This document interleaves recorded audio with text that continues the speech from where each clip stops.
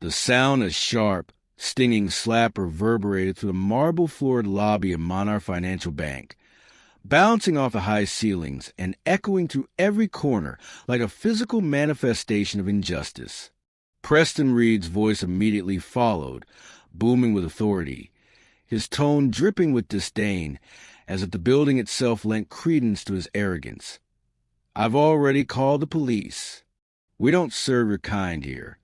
Each word landed like a hammer, intended to humiliate, to assert control, to remind everyone present of the hierarchy he so proudly occupied. Customers froze mid-transaction, some clutching their deposit slips, others holding their wallets, heads pivoting toward the commotion. Phones were already rising in instinctual recording, a modern chorus of witnesses capturing what was rapidly unfolding, a moment that was destined to go viral, another instance of blatant discrimination, another headline waiting to write itself. And yet, in the eye of that storm, Zora Timberlake remained unshaken, the red handprint blossoming across her cheek, a stark contrast against her dark skin. Her gaze locked unwaveringly on Preston Reed, the man who had dared to strike her, the customer service manager whose name tag gleamed under the harsh fluorescent lights. Two security guards materialized at her sides, not to confront Preston, who stood smugly with a sense of invincibility, but to encircle Zora, their hands hovering near handcuffs as if containment were more important than justice. "You're under arrest, ma'am," one of them intoned, and for a heartbeat the world seemed suspended, the absurdity of the situation crystallizing as bystanders filmed, their expressions ranging from discomfort to morbid curiosity, most silently spectating, unwilling to intervene. And yet, Zora did not flinch, did not respond with anger, did not flee in humiliation. Instead, she straightened her posture with deliberate calm, adjusted the plain cardigan draped over her simple blouse, and spoke in a voice that was composed, even regal, carrying a quiet authority that seemed almost innate. "I believe there's been a misunderstanding," she said, each word deliberate, measured, and steady, as though every syllable were calculated to assert presence without aggression. The red handprint on her cheek gleamed under the lobby lights, but her eyes never wavered from Preston Reed, whose arrogance had blinded him to the reality that he was facing far more than a customer grievance. He was confronting a woman whose resilience and strategic mind had been forged over decades of overcoming adversity. Before diving deeper, it's worth noting that if you stand against prejudice in financial institutions, take a moment to subscribe, and comment where you're watching from. Zora's story resonates far beyond this moment, and the ripple effect of support cannot be underestimated. Zora Timberlake, at 45, was the embodiment of self-made success, a woman whose life story read like a blueprint for determination against the systemic odds stacked against her. Born to a hospital janitor father and a public school teacher mother, she had been raised with the ethos of hard work, sacrifice, and resilience. College had not been a gift. It had been earned, juggled alongside 3 part-time jobs, late nights, and relentless persistence. Following her husband's untimely death, she raised her son alone while completing an MBA, a feat that would have broken many. But for Zora, it was merely another challenge to conquer. Her ascent did not stop at personal achievement. It translated into the foundation of Timberlake Financial, which began as a modest one-room consulting firm and grew, under her meticulous leadership, into a banking empire with assets exceeding $9 billion. Her name had graced the covers of Forbes and Black Enterprise, her philanthropy acknowledged on the walls of hospitals, universities, and community centers nationwide. And yet, in this lobby, none of that grandeur was visible. The carefully curated designer suits and signature jewelry that marked her public persona had been replaced by the nondescript attire of a middle-class woman attempting to conduct everyday banking. A cardigan, a plain blouse, simple skirt, contact lenses in place of her iconic glasses, and her immaculate braids hidden beneath a modest headscarf. The deliberate choice of anonymity was central to Zora's plan. Preston Reed did not know that 3 weeks prior, she had quietly acquired Monarch Financial in a confidential deal, a transaction hidden from the public, the staff, and even most executives, with the only people aware being the board and the bank's top-tier leadership. The announcement was scheduled for the following month, once her assessment of the institution's practices had concluded. And this assessment was personal. This branch of Monarch Financial carried a weighty, historical significance that cut through the layers of corporate veneer. 30 years earlier, her grandmother, Eloise Jenkins, had walked these very floors seeking a modest home loan. Despite flawless credit and a steady income, she had been denied, presented with vague, insidious excuses that reference the requirements of certain neighborhoods, euphemisms for the biases that silently dictated access to opportunity. That denial had redirected her grandmother's life, forcing her to remain in rental housing, draining financial resources that could have been used to cultivate generational wealth, leaving an imprint of systemic injustice that lingered across decades. Zora had briefed her executive team extensively on the rationale for her unconventional, high-risk plan. Some things don't appear on audits or financial statements, she had explained, her voice carrying the authority of someone who had witnessed systemic inequities firsthand. Bias does not appear in quarterly reports. Discrimination does not manifest in balance sheets. The only way to truly understand what customers experience is to step into their shoes, to become a customer yourself. Anything less is conjecture. Her team had expressed concern, citing the potential for recognition, the hazards of unforeseen incidents, the reputational risks inherent in a CEO adopting an undercover role within a major financial institution.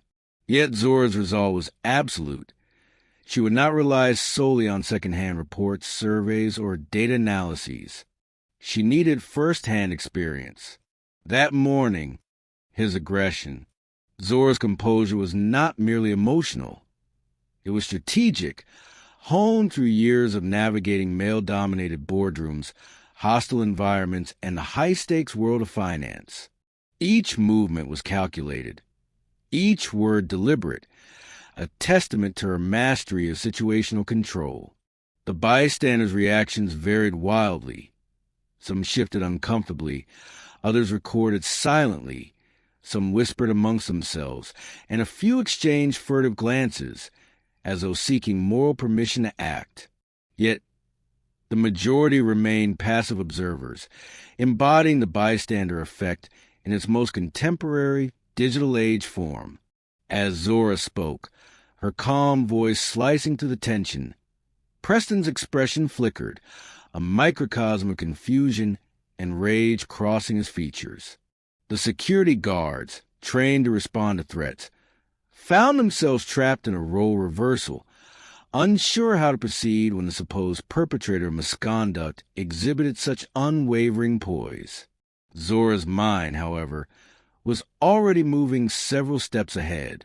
Her undercover work had provided insight into the branch's internal culture, informal hierarchies, unspoken rules, biases embedded in policy interpretation, and subtle signals that dictated customer treatment.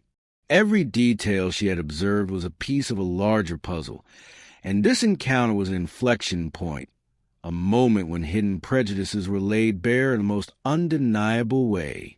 As the commotion escalated, Zora subtly reached into her purse, extracting the hidden recording device she always carried, a precautionary measure for exactly this type of confrontation. Her eyes never left Preston, maintaining the psychological leverage, and her posture radiated an invisible strength that rendered any attempt at intimidation futile. The police had been called, as Preston proudly announced, but Zora anticipated every procedural nuance. She had ensured that her legal representation was on standby, that her actions were documented, and that her strategic narrative would dominate any subsequent investigation. Beyond the immediate confrontation, Zora's broader vision was one of systemic change.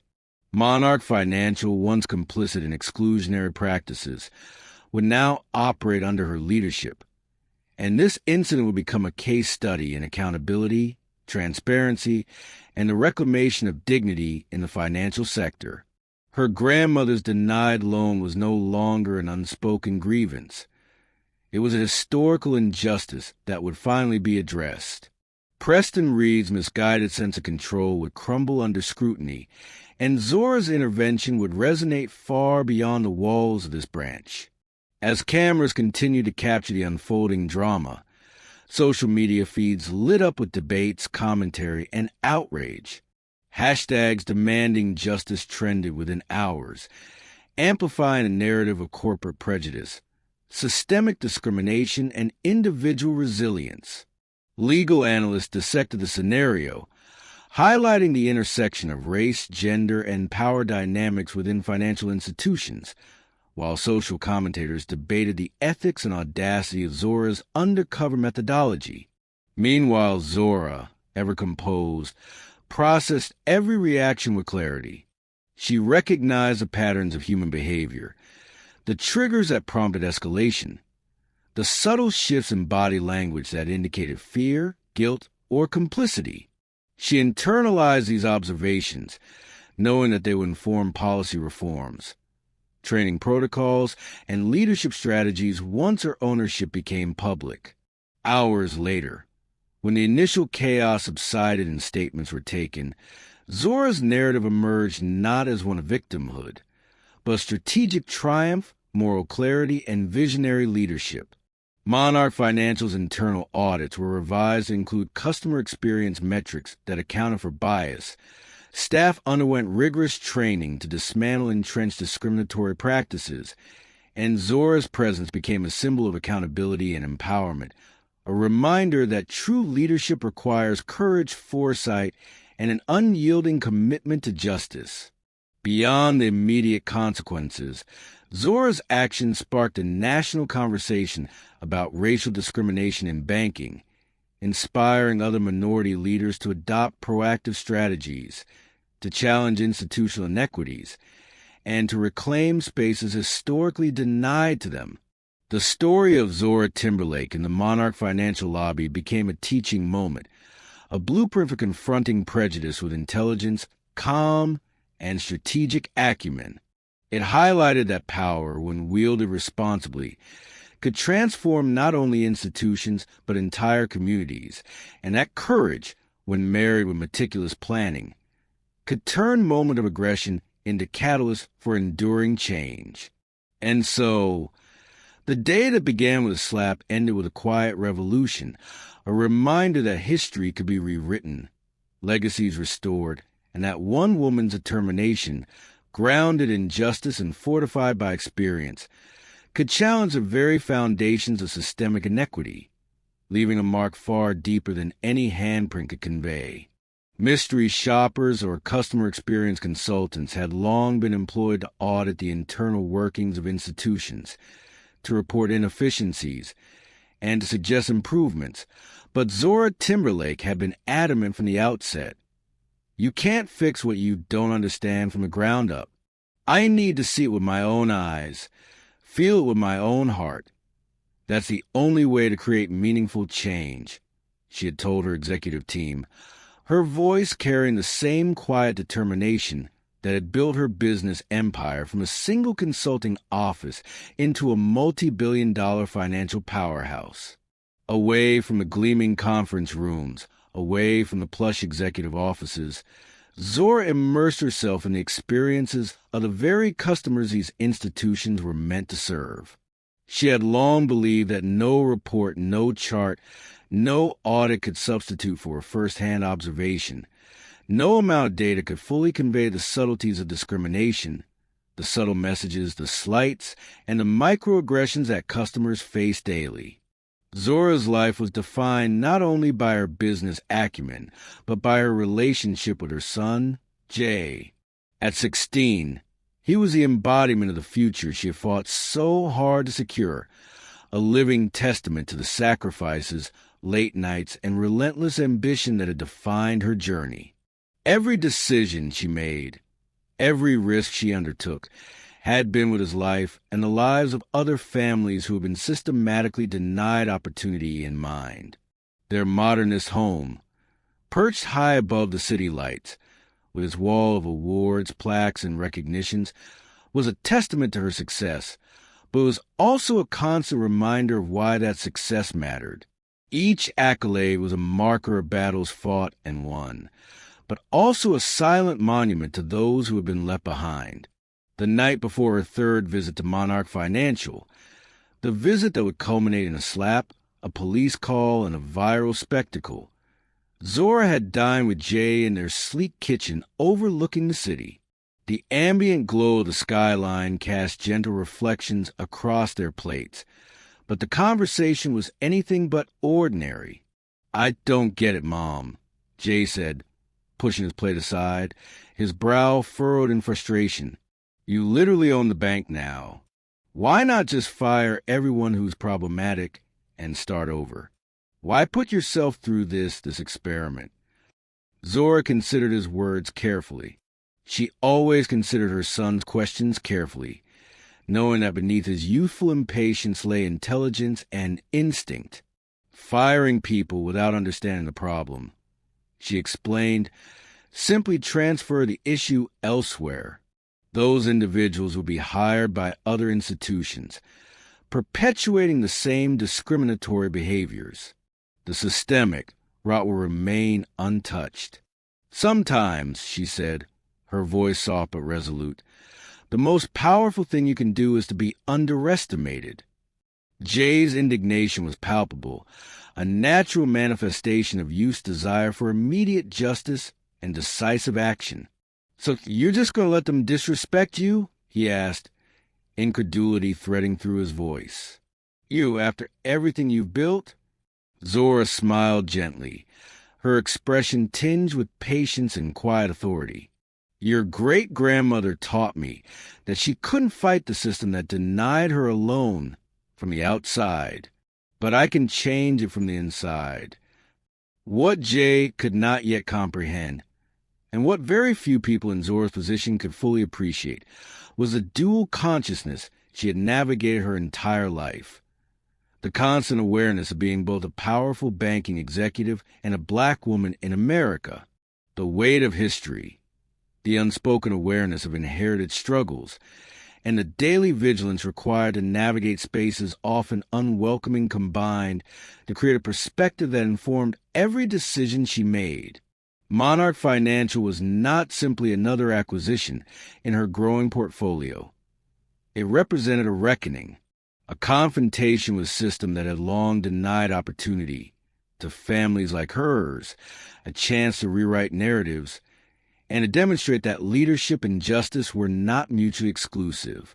The bank itself had a history intertwined with the country's fraught relationship with race and wealth. Founded in 1952, it had flourished during the boom years by financing white applicants while systematically denying loans to qualified black individuals, a practice hidden behind euphemistic policies and veiled reasoning. Zora's goal was simple yet profoundly challenging: to document these discriminatory patterns, to understand them intimately, and to build structural reforms that would prevent them from persisting. And so she had entered the bank, not as a powerful CEO with authority to command, but as a modestly dressed, unassuming customer asking for services that were rightfully hers. She wore a simple cardigan over plain slacks, her hair covered with headscarf, minimal makeup, and no designer accessories, a conscious decision to appear as any other middle-class customer, to shed the markers of wealth and success that might otherwise influence treatment. Her first visit to Monarch Financial had been carefully timed. Tuesday mornings, she knew, offered a balance between observing typical customer flow and avoiding the peak chaos of midday transactions. The stately brick building, with its marble columns and brass fixtures, projected an image of stability, tradition, and affluence, a visual assertion that money here was treated with reverence. But Zora's question was whether that reverence extended to all customers or only to those who fit an unspoken profile of acceptability. Her preparation was meticulous. Navy slacks, sensible shoes, a modest white blouse, a well-worn leather purse containing a carefully constructed identity under the name Zora Jenkins, her grandmother's maiden name, driver's license, bank statements, and credit cards, all intended to provide plausible documentation for a customer with modest means. The first time she approached the teller, she noted the micro-expressions, the slight hesitation, the questions that seemed to gauge not her creditworthiness but her social worth. Staff interacted differently depending on perceived wealth, dress, and presentation. One teller, polite yet distracted, processed a request with minimal engagement, while another questioned her documentation more rigorously, her tone subtly implying that she did not meet the expected standard of affluence. The subtle variations, the unspoken biases, and the inconsistency in service provided a vivid, real-time illustration of structural inequities she could never have captured through reports or surveys alone. Each visit became an exercise in observation, which customers were welcomed with warmth, which were met with impatience, and which were outright dismissed. Staff behavior, tone, body language, and even the order of service all became data points, qualitative yet profoundly telling. Over the course of her visits, patterns emerged. Certain tellers consistently demonstrated bias, consciously or unconsciously. Certain procedural bottlenecks disproportionately impacted customers of modest means. Subtle cues were used to assert authority over some patrons while offering deference to others. And yet, Zora remained patient, maintaining composure and professionalism at all times, her demeanor carefully designed to diffuse confrontation while recording and understanding the dynamics at play. The night before her third visit, she had explained to Jay over dinner that change required more than force. Immediate punitive action, while satisfying in the short term, would not restructure the institution. True reform required intimate knowledge of the problem, the empathy to understand its manifestations, and the patience to implement interventions that address root causes. That night, she reflected on her grandmother, on the countless other individuals whose financial dreams had been deferred, diluted, or destroyed by systemic bias. She recalled Eloise Jenkins, who, despite perfect credit and income, had been denied a modest home loan in this very branch. The rejection, cloaked in vague excuses about neighborhood requirements, had forced her into rental housing, draining resources that could have built intergenerational wealth. That history, Zora understood, was not merely personal. It was emblematic of the widespread exclusion that had shaped communities, limited opportunities, and reinforced cycles of poverty. Her strategy required meticulous care. She could not confront or reform the system blindly. She had to experience its processes firsthand, uncover the structural inequities embedded in everyday interactions, and design interventions that were both practical and sustainable. By the time she entered the lobby for that fateful third visit, she had a detailed mental map of the branch's personnel, their behaviors, and the procedural patterns that govern customer interactions. The stage was set for a confrontation that would crystallize her findings in a most undeniable way. Preston Reed, the customer service manager, would misjudge her entirely, blinded by assumptions about appearance, race, and authority. His actions, intended to assert control, would instead illuminate the very biases she had come to document. When he struck her, the sound echoed to the high ceilings, an auditory punctuation of prejudice. And yet, Zora remained composed, her voice calm, measured, each word a deliberate assertion of presence, authority, and intellect. The incident became an unplanned demonstration of the very inequities she had sought to address. the readiness to assume inferiority based on race and appearance, the institutional reflexes that perpetuate exclusion, and the cultural acceptance of such behavior unless challenged. Cameras recorded the moment, capturing not only the slap, but the poised response of a woman whose power had been underestimated, whose strategic brilliance and lived experience allowed her to convert aggression into evidence, confrontation into data. By the time law enforcement and security became involved, Zora had already achieved the goals of her undercover investigation, documenting discriminatory behavior, testing institutional responses, and exposing the latent prejudices that shaped customer experiences. Social media erupted almost immediately, transforming the incident into a national conversation about race, authority, and power in financial institutions. Legal analysts, journalists, and commentators dissected every aspect, debating the ethics of undercover executive strategies, the prevalence of bias, and the systemic mechanisms that allowed such inequities to persist. Throughout all, Zora maintained composure, understanding that her role extended beyond immediate confrontation. Her objective was systemic reform, structural change, and empowerment of individuals who, like her grandmother, had long been denied access to opportunity. Over weeks of undercover visits, careful observation, and meticulous documentation, she had mapped patterns of bias, identified key personnel requiring retraining, and developed comprehensive strategies for institutional reform.